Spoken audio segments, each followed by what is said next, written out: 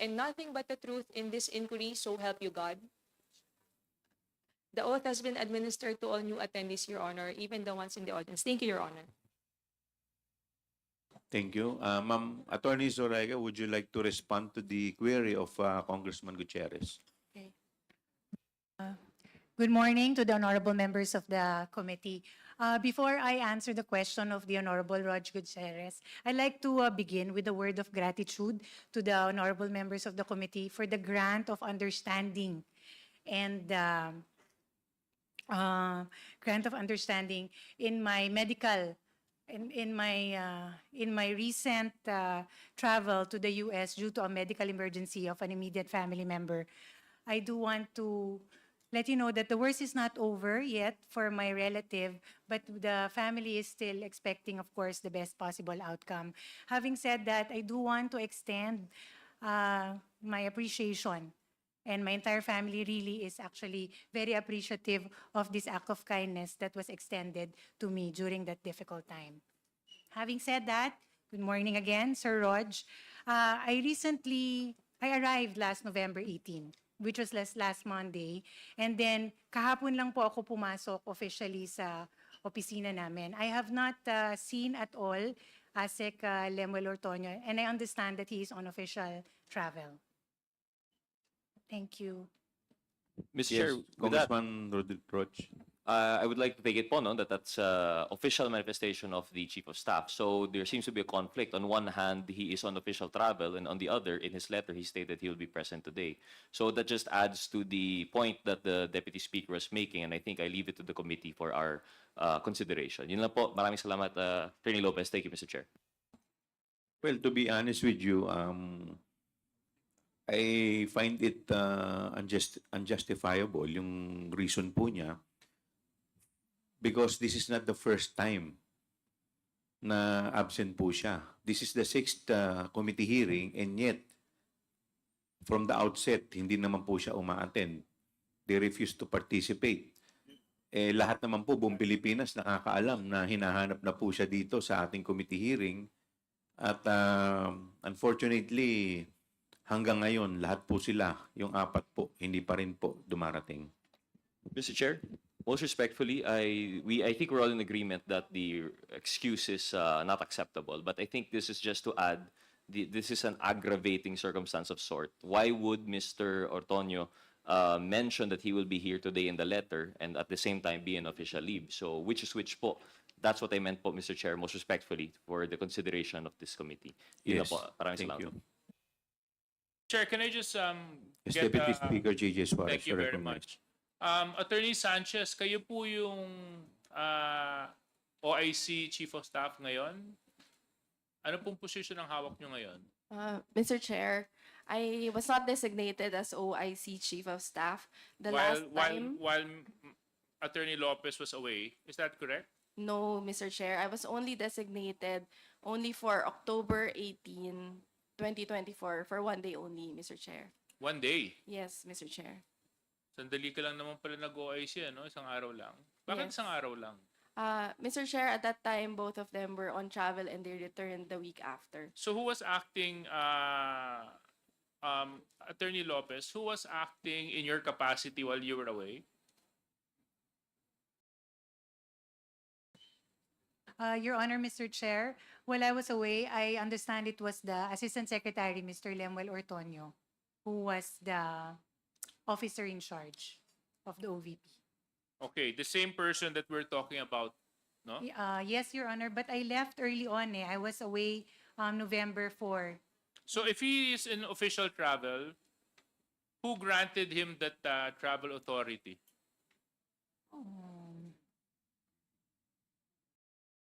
I beg your indulgence. I was not able to see yet the travel authority because, as I mentioned earlier, I really just arrived, and that was not really one of the documents I Yeah, because he have gone through. cannot issue the travel authority to himself. Yes. So him being the one in charge. So my question is, who issued his travel authority? So you were not there. So Yes. it's Attorney Sanchez. Mr. Chair, I will check with the office, but I have not seen the travel authority, Mr. Chair. So, but he does have a travel authority. Can you confirm that he has a travel authority? I am not aware, Mr. Chair. Okay. Can you be kind enough to ask your office? Maybe we can get that information within the hour. Kasi nakakapagtaka lang, Mr. Chair, siya po yung officer in charge. At sinasabi niya na wala siya dito, although pinangako niya na darating siya.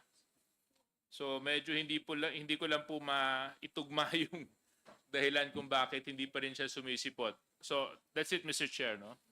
Chair, in line with this Thank you. manifestation of Congressman Zia. DSJJ, yes, in line with the manifestation of DSJJ, I think we all know as a regular administrative processes, whenever you are requesting for a travel authority, alam po naman natin talaga it's the principal as the head of the agency that really approves that. So I don't think it would take, I guess, Attorney Sanchez to verify from the office who authorized the travel authority of this particular individual. I mean, judging from the way the administrative processes is being practiced and exercised in the bureaucracy, in all bureaucracies in the government, we know that it would be the Vice President who would probably grant the travel authority to this particular. Am I correct?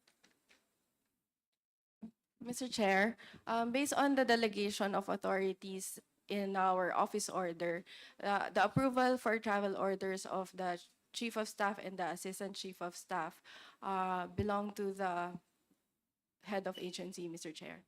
That's it. Who is the head of the agency? The Vice President, Mr. Chair. Thank you, Mr. Chair. Thank you. Mayroon ba po?